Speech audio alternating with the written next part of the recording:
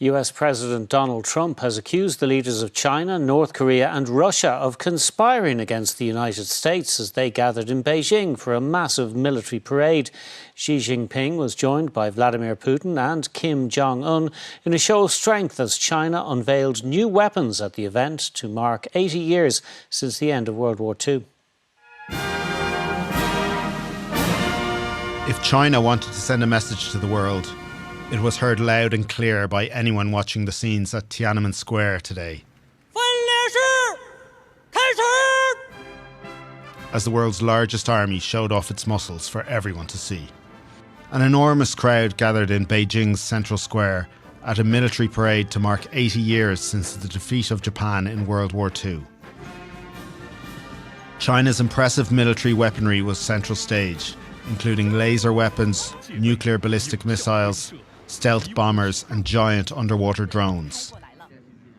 In the stands, President Xi was flanked by Russia's Vladimir Putin and North Korea's Kim Jong. Dozens of other world leaders were also in attendance, but India's Narendra Modi was notably absent.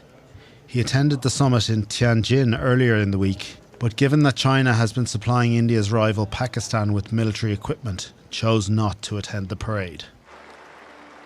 At a lunch reception, President Xi said that China was on the right side of history and told all countries to value peace and work together, and in an apparent jibe at the US president, said the world must never return to the law of the jungle where the strong prey on the weak. Donald Trump said he felt slighted that the US wasn't thanked for its key role in defeating Japan. I thought that the United States should have been mentioned last night during that speech because we helped China very, very much. Vladimir Putin has invited Kim Jong to Russia and praised the North Korean soldiers who have been fighting alongside Russian soldiers in Ukraine. It was the first time the Chinese, Russian and North Korean leaders met in public and clearly sent a message of an alternative to the US world order, with China and Xi Jinping at its head. Fergal Gallagher, RTE News.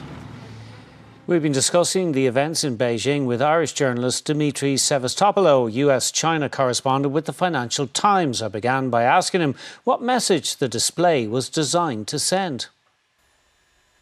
Well, I think Xi Jinping and the other leaders who attended the parade are trying to send a message to the West that they are no longer going to be pushed around or bullied. And if you think about it, China and India have both emerged as great powers. Putin continues his full-scale invasion of Ukraine 3 years on. US hopes of getting North Korea to abandon its nuclear weapons have essentially disappeared. And overall, potentially with the exception of Russia, each of the three countries, India, China, and North Korea, is in a much stronger position versus the US than it was during the first Trump administration. So I think that's the overall message to the US and to the Western powers. Now, President Trump took to social media to complain that China was conspiring against the United States, which might be a bit of a stretch. But do the events highlight that China seeks to offer an alternative to other countries in the world to American leadership? Well, I mean, China has no real allies in the sense that the US has allies with mutual defense treaties. But I do think the gathering in Beijing showcased how Xi Jinping is making common cause with leaders of rising powers, many of them authoritarian. And I think the absence of leaders from Western major democracies at the parade underscores the tack that Beijing has been forced to take increasingly as US-China relations have spiraled downwards in the last few years. OK, now President Xi said the world faces a choice between peace and war. Now, given that this was his country's, I think, his largest military display ever, and it had all sorts of military hardware on display, from underwater drones to robotic wolves and so on. I mean, given that show of force, is there a worry perhaps about China's own intentions? There is, and in recent years, concerns have grown that Xi Jinping at some point down the road may decide to attack Taiwan, over which Beijing claims sovereignty. And, the rhetoric about China taking the road of peace is kind of boilerplate Communist Party rhetoric.